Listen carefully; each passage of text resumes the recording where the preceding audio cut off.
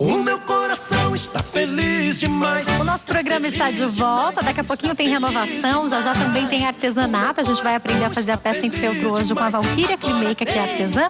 Mas agora a gente conversa sobre a importância do aprendizado infantil com multimídia. Eu tô recebendo aqui no nosso estúdio a Ana Paula Harley, que é educadora. Tudo bem, Ana Paula? Tudo bom, Jaque. Obrigada por me receber. Prazer te receber aqui, viu? É um prazer conversar sobre educação sempre. Quanto mais a gente traz o tema para a mídia, mais a gente conscientiza as pessoas da importância na educação.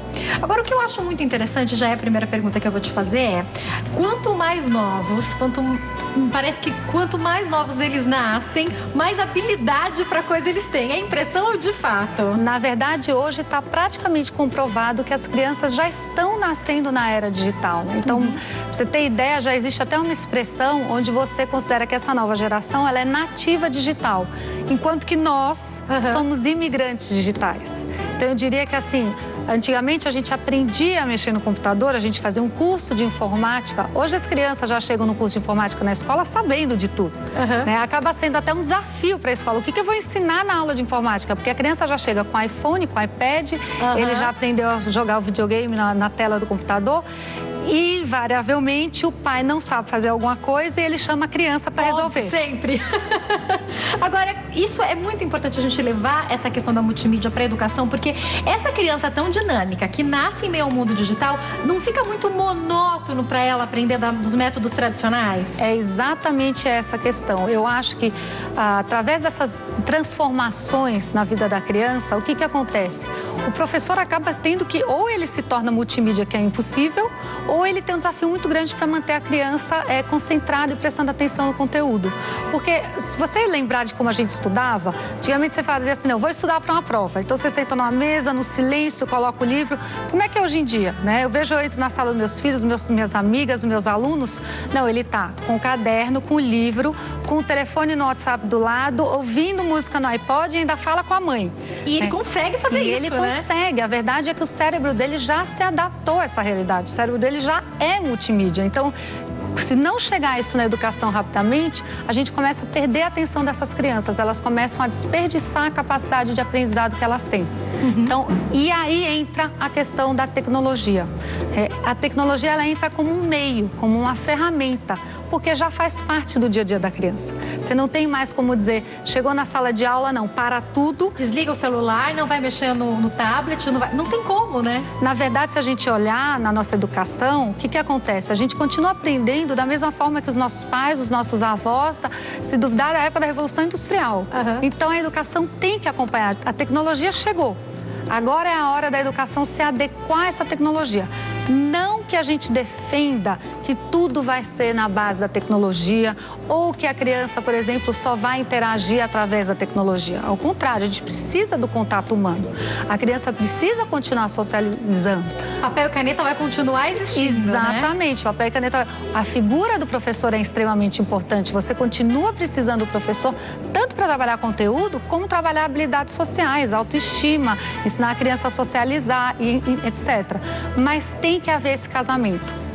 E às vezes o que eu falo é que você pode chegar, por exemplo, na escola e é muito comum ela dizer: eu já tenho lousa interativa. Mas não é só a lousa.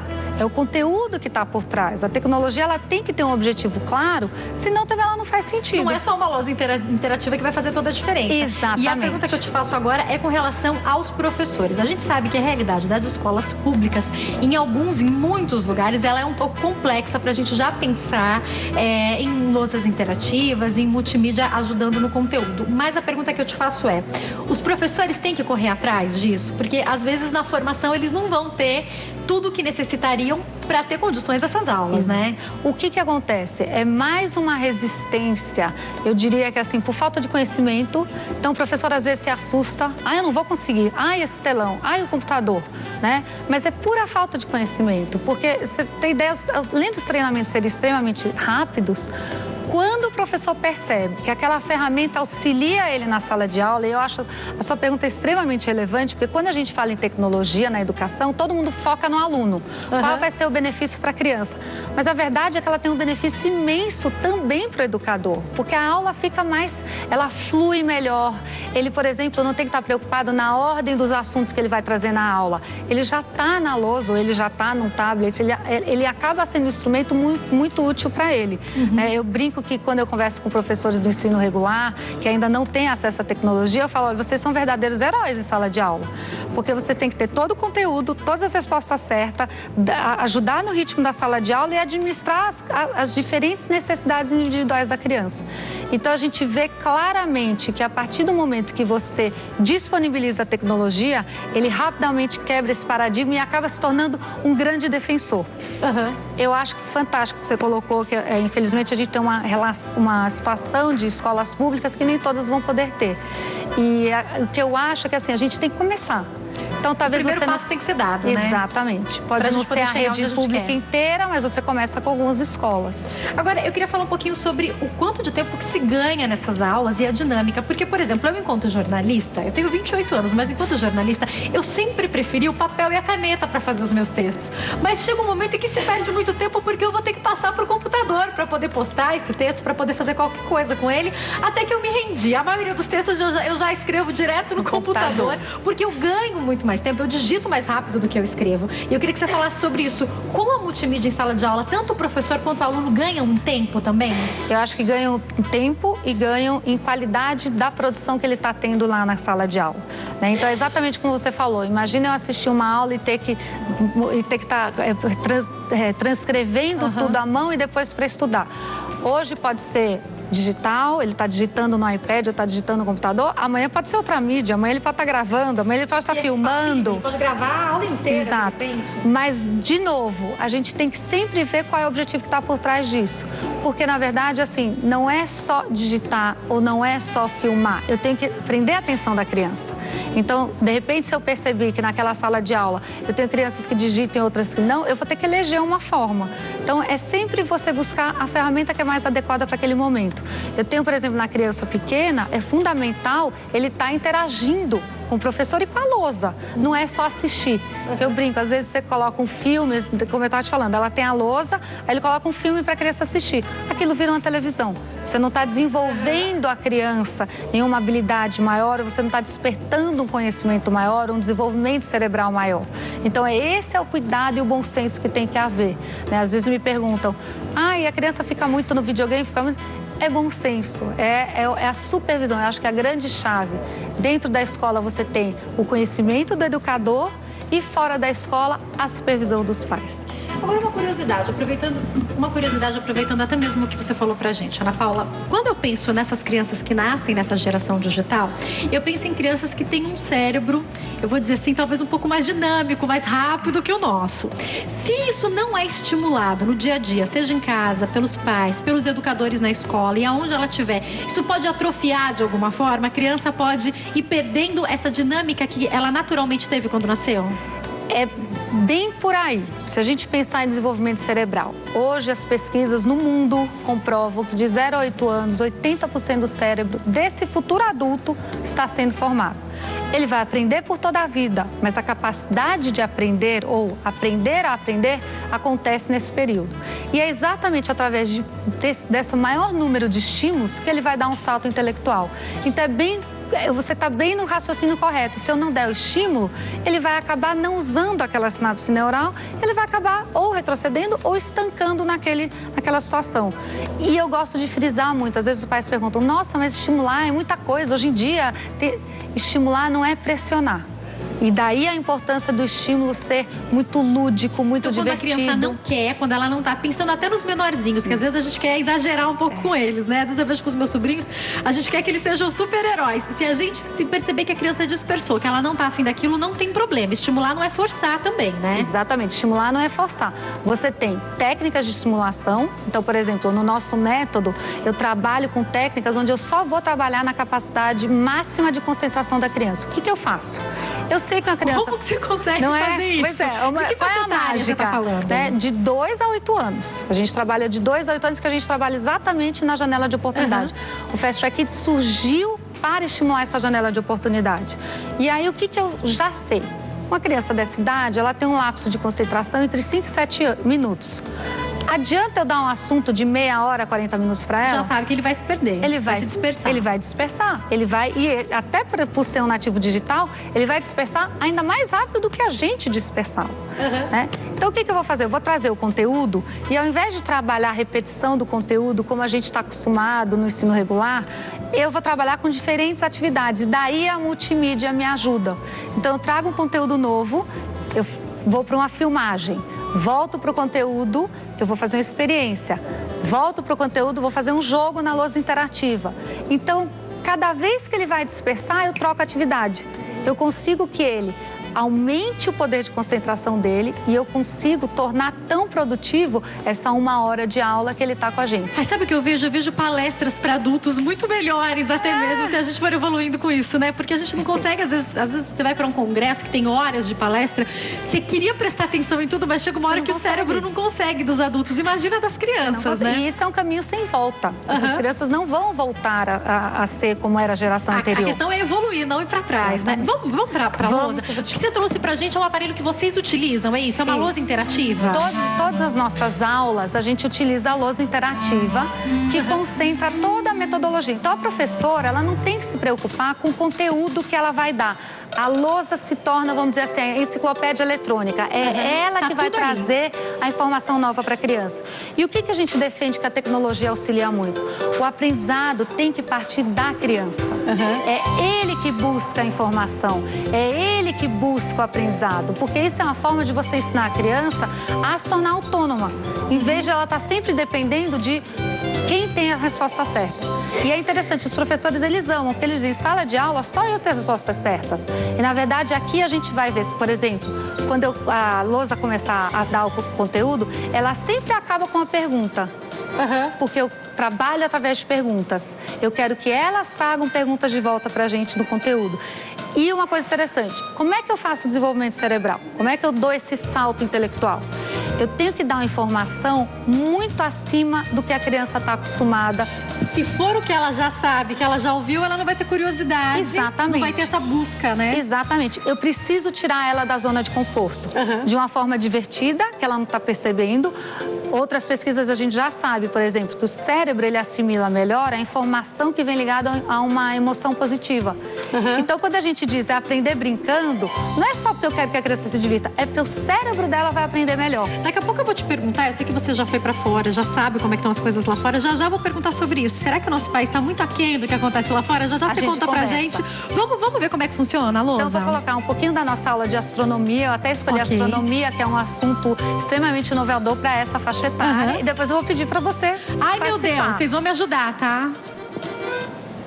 Bem-vindos à aula de hoje sobre astronomia. Astronomia é o estudo das estrelas, dos planetas, do Sol e de outros corpos celestes. Para começar nossa exploração do espaço, você precisará de um crachá da Escola de Astronautas Fast Track Kids. Alguém aqui sabe o que um astronauta faz?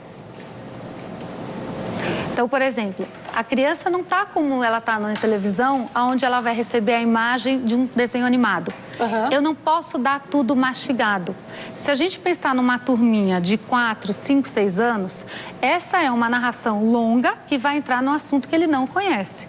O que ele vai fazer no cérebro dele? Ele tem que prestar atenção na narração, ele tem o apoio visual da lousa interativa e ele vai criar na cabeça dele essa historinha, essa narração. E aí o que eu consigo? Desenvolvimento cerebral. Ele está construindo mais sinapses neurais. E daí a brincadeira ou as perguntas que vão ter são referentes à aula que ele acabou de ter. Ele tem que ter prestado atenção em tudo. Exatamente. Tanto é que a gente brinca no treinamento com as professoras, a gente nunca volta.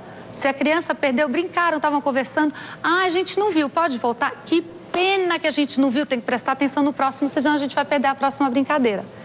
Até é uma forma, as crianças sabem que se elas prestarem atenção, no final elas podem ganhar o joguinho, podem ganhar a brincadeira. Então elas querem estar prestando atenção. E é uma coisa também muito bacana, a gente trabalha com esse reforço positivo. Eu quero que ela perceba que ela vai ter um ganho lá na frente, ela tem uma recompensa.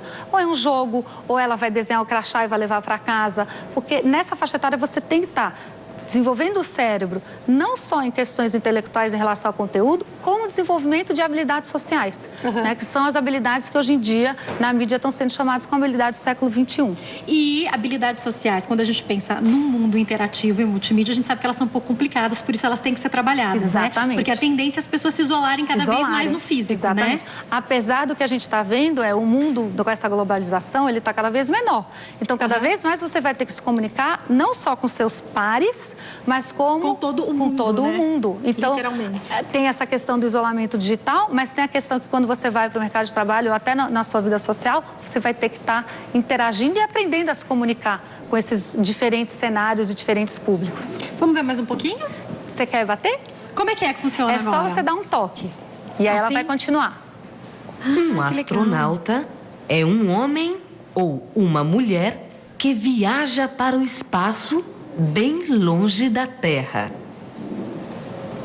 Os astronautas precisam de muitas informações sobre os planetas, as estrelas, a Lua e o Sol antes de viajar para o espaço. Hoje, você começará seu próprio estudo científico sobre o espaço, explorando o Sol e as estrelas de nosso universo. Seu professor lhe dará um crachá de astronauta para colorir. Você irá recortá-lo e o usará enquanto explora as maravilhas do espaço. Então não é só multimídia. Não é só... Agora as crianças receberiam um crachazinho, iam ter que pintar, brincar, interagir também. Exatamente. Na nossa opinião, no Fast Track Kids, não é só multimídia, não é só tecnologia. Como é que vocês sabem qual é o momento certo do quê? Porque vocês vão intercalando pelo que eu tô vendo, Exato. né? Sempre você tem o conteúdo na estação de aprendizagem e a gente vai fazendo as atividades diferentes a cada 5, 6 minutos. Então, você vê, eu tenho uma narração, essa narração não deve ter passado de 5, 6 minutos. Quando a criança vai cansar de estar ouvindo a narração, eu parei para fazer uma atividade. E eu volto para a estação. Então, a gente chama isso de zig-zag training, foi desenvolvido por nós, mas pode ser utilizado. Eu gosto muito, quando eu estou com educadores de escola, de dizer, olha, tem técnicas nossas que podem ser usadas no ensino regular que não tem multimídia. Às vezes na sua escola pública você consegue aplicar isso de uma outra maneira, adaptar isso, Exatamente. né? As escolas que a gente está implantando o Fast Track Kids, é muito interessante que às vezes ele só vai ter um professor usando a multimídia e dando a aula, mas ele treina todos os professores da educação infantil. Porque nós não temos esse sentido egoísta de só nós detemos esse conhecimento. Não. Quanto mais pessoas puderem enriquecer a educação, melhor. Com certeza. Como é que está fora do Brasil com relação a essa tecnologia multimídia? A gente está muito aquém? Eu diria o seguinte, a tecnologia não. Você vê lá fora a lousa interativa, raramente você vê a filmadora, por exemplo, nós usamos muito a filmadora, que é inovadora até para fora do país. Eu diria que talvez no Brasil o que falta ainda é a questão do conteúdo. Então, desenvolver um conteúdo para a lousa. Porque não é aquilo que eu te falei. Se eu ligar a lousa e colocar um filme... Se ela virar um DVD. Exatamente. Ou se eu colocar uma apresentação no PowerPoint. E a gente nota também isso. No Brasil, as lousas, elas estão mais no ensino médio, nas crianças mais velhas. Com as mais novinhas é mais difícil a gente ver. E é bem aquela janela que você falou que é a mais importante de estímulo, Exatamente. Né? E o que acontece? As escolas têm a sensação de que é um investimento muito caro. Isso aqui é o custo de uma televisão. Então não é um investimento tão caro. Não é um investimento. De repente, uma televisão que eles vão comprar para a sala de vídeo, já tem uma, deixa de lado e passa para uma lousa interativa, Exatamente. Né? Eu vou colocar um jogo para você ter uma das atividades que a gente faz, além de fora da lousa, eu quero procurar uma para você. Uma fácil, por favor. Na estação de aprendizagem está uma das constelações que acabamos de observar. Observe atentamente as figuras formadas pelas estrelas. Você consegue ver uma imagem no céu? Um de vocês pode começar a completar a constelação na estação de aprendizagem, tocando as estrelas que parecem estar piscando. Em seguida, outro aluno completará outra parte do desenho, tocando as 2 próximas estrelas piscantes. Quem é o primeiro a dizer que constelação está sendo formada? A gente começou vamos dizer assim, a introdução da aula foi falar sobre astronauta. A maioria das crianças sabe o que é. Então, o tema é razoavelmente simples. Depois, com o andar da aula, você vê que você chega a conversar sobre constelação. Então, a criança de 4 anos, de 5, de 8, de 2, é extremamente... Ela já vai saber o que é. Avançado. E aí, naturalmente, o que acontece? Além de eu estar ter um desenvolvimento cerebral maior, isso acaba funcionando como uma antecipação de conteúdo. Quando ela for aprender daqui a 3, 4, 5, 6 anos, aquele caminho cerebral já está lá. Cabeça dela. E aí, o que acontece, academicamente, ela vai melhor. Aí é um joguinho, por exemplo, aí um aluno vai lá e clica, é isso? Você vai lá. Deixa eu ver aqui, eu sou a aluna de hoje. Aí vou lá, é só apertar? Só apertar. Aí você vai apertar a próxima. Ai, gente, é aquele jogo... Já aperta a próxima ou tem que apertar a primeira e a segunda de novo? Não, a próxima. À medida que vai piscando, você vai continuando. Aí cada hora vai um aluno, essa é a ideia? Cada hora vai um aluno. Quando você tem uma turma muito grande, cada estrelinha pode ser uma criança. Olha que legal, gente. E aí o que acontece? Esse desenho, você pode continuar, ele acaba que ele ainda está piscando. É uma constelação. Então, eu fiz uma brincadeira com um assunto que vinha sendo trabalhado em sala de aula. E a ideia é exatamente essa. Eu estou divertindo ele com o jogo, mas eu estou reforçando o que ele acabou de aprender. E ele tem que prestar atenção porque ele quer ganhar esse jogo depois. Ele não quer ser o único que não acerta. Exatamente. Esse joguinho aqui, essa brincadeira é muito fácil. A gente está falando de que faixa etária aqui? Eu tenho até 8 anos, mas eu começo com 4. Com 4 anos a criança pode ter que fazer esse conteúdo? Já, e eu tenho o método de 2 a 4, que, por exemplo, esse aqui a criança de 2 já faz. Eu tenho outros que vão ter uma complexidade maior ou que exigem que a criança se comunique melhor, e aí vai ser de 4 a 8. Mas esse, particularmente, por coincidência, eu trouxe até por isso, é um jogo que a gente usa para as crianças fazerem em casa. Tem lição de casa? Tem alguma coisa que os pais possam fazer? O que a gente faz? Todo final da aula, a gente entrega um impresso para a criança levar para o pai. Tem um breve resumo do que foi trabalhado em sala de aula e dicas do que ele conversar com a criança. Isso foi feito exatamente para que o aprendizado continuasse fora da sala de aula. E os pais amam, porque o pai quer estar envolvido. Essa faixa etária, ela é muito gostosa, porque é a faixa etária da descoberta. É a criança que está começando a aprender, o pai vibra com as descobertas. Então, eu brinco que o pai está descobrindo o mundo pelos olhos do filho. E ele quer participar. De repente, o pai que não se lembra o nome de uma constelação. Ele está lá junto com o filho, ele vai lembrar. Não, eu tenho um exemplo na prática, né? Que eu tenho um filho que é uma graça e olhou para mim... Quantos anos? 11 anos. Eu tenho gêmeos... Né? E a minha irmã tem um casal e a gente brinca que o Fast Track Kids no Brasil são essas 4 crianças, porque a gente, sem querer, chegou ao Fast Track Kids, enlouqueceu, porque não existia nada igual aqui, não existe uma proposta tão completa também lá fora e acabamos indo em busca de investidores para trazer a marca. E num dado momento, um filho meu chegou em casa, um dos gêmeos, e falou: mãe, você nem sabe como a lâmpada funciona. Aí eu olhei pra ele e falei: lógico que eu sei, mas me conta pra eu ver se você aprendeu direito. Eu não me lembro de jeito nenhum. E ele lembrava de todos os detalhes, estava fresco na memória. E, de repente, dessa forma que a gente aprende, é uma forma diferente da época que a gente decorava para fazer a prova, né? Eles estão aprendendo, Eles estão aprendendo. E eles são, por isso que vem a expressão que eles são verdadeiras esponjas. Isso realmente é fisiológico. O cérebro dele está explodindo de crescimento. E por isso que o estímulo é tão importante nessa hora.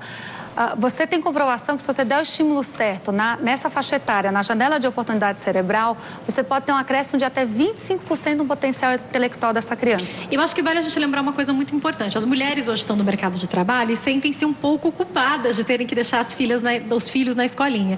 Se você escolhe, consegue, tem o privilégio de poder pagar e escolher uma escola que tem um conteúdo desses, você sabe que mesmo que você estivesse em casa, por exemplo, o ideal, mesmo que você não trabalhe fora, é que você leve o seu filho para ter esse estímulo, né? Exatamente. A gente tem, por exemplo, eu gosto muito de citar esse exemplo, o Prêmio Nobel de Economia, James Heckman, porque é muito comum você ouvir falar educador falando sobre a janela de oportunidade, educação na primeira infância, ou neurocientistas, mas nesse caso foi um Prêmio Nobel de Economia, que deu até uma entrevista para a Veja, semana passada estava de novo na Exame, alertando para o custo financeiro dos países que não estimulam o aprendizado na primeira infância.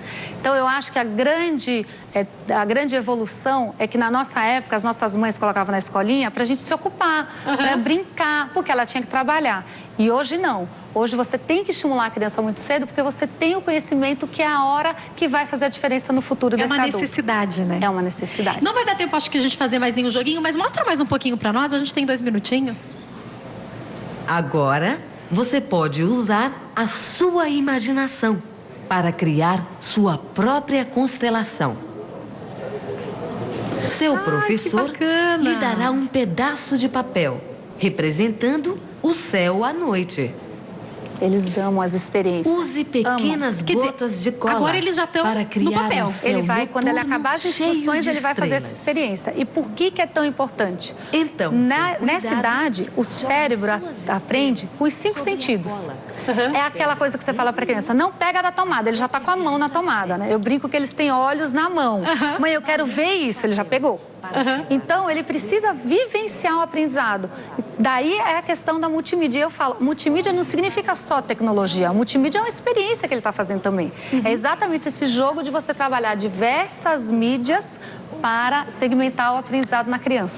Agora, a criança, cada um deles iria receber um papel e iria fazer essa experiência. Mas eu posso falar, dá trabalho dar uma aula assim, né? O professor tem que estar ligadíssimo, né? Eu brinco que o professor tem que estar, assim, com dinâmica de recreador. Porque, olha, para e pensa, se na aula tradicional a gente ficava só na lousa, o professor tem que ser muito dinâmico, porque, olha, por exemplo, ele já deu aula, as crianças já fizeram o crachá e já voltou para cá, já teve joguinho aqui, agora vai ter uma experiência de novo com eles. O professor tem que ficar pilhado Mas também. tem uma coisa interessante, o professor da educação infantil, ele tem essa personalidade. Ele tem um pouco de recreação junto, ele tem que gostar de fazer isso, né? E você perceber, você entra nas escolas de educação infantil, toda a sala de aula da educação infantil, ela é toda decorada, o professor fez os meus joguinhos, fez artesanato, eles têm essa criatividade inata. Tanto é que eu digo, às vezes o professor que olha ou vai olhar essa entrevista, não, isso é muito complicado, mas é uma graça, porque no treinamento eles se apaixonam. Ele vai se achar, na verdade, né? Eles se apaixonam, eles é tudo que eu gosto de fazer. E como as crianças se divertem muito, fica uma aula para ele muito mais simples, com a aula mais fácil. Os professores têm um pouco de medo no começo, talvez, né? Um pouco de receio. Eu acho que assim, eu já tive situações onde eles têm muito receio e aí no primeiro dia de treinamento eles se encantam. E eu tenho professores que já chegam no treinamento dizendo, olha, eu tô achando o máximo, porque na escola tal tem uma lousa e eu queria saber como funciona. Então você já tem, eu acho que eu diria que essa combinação de professores que tem resistência, você quebra rapidamente ou não. Bom, para quem quiser entrar em contato com vocês, tanto educadores, escolas que estiverem nos assistindo, como até mesmo os pais que querem mais informações, como é que pode fazer? Tem o site, né? Eu vou pedir para entrar no site, né? Eu não vou citar um telefone específico, a gente está de São Luís a Curitiba, então são vários. Então, se puder entrar no www.fasttrackkids.com.br. Tá passando direitinho como se escreve aí para vocês aí embaixo, tá? Dá uma entrada lá, pode conferir, em qualquer lugar do Brasil, né? Pode conferir que a gente vai em busca do aluno. Parabéns pela iniciativa, pelo trabalho de vocês, que é ótimo, viu? Super obrigada por me receber. Prazer. Parabéns. É dois. Prazer te receber aqui, viu? Uma ótima tarde. Parabéns pelo trabalho. Bacana, né, gente? Gostei demais de aprender sobre isso. Ó.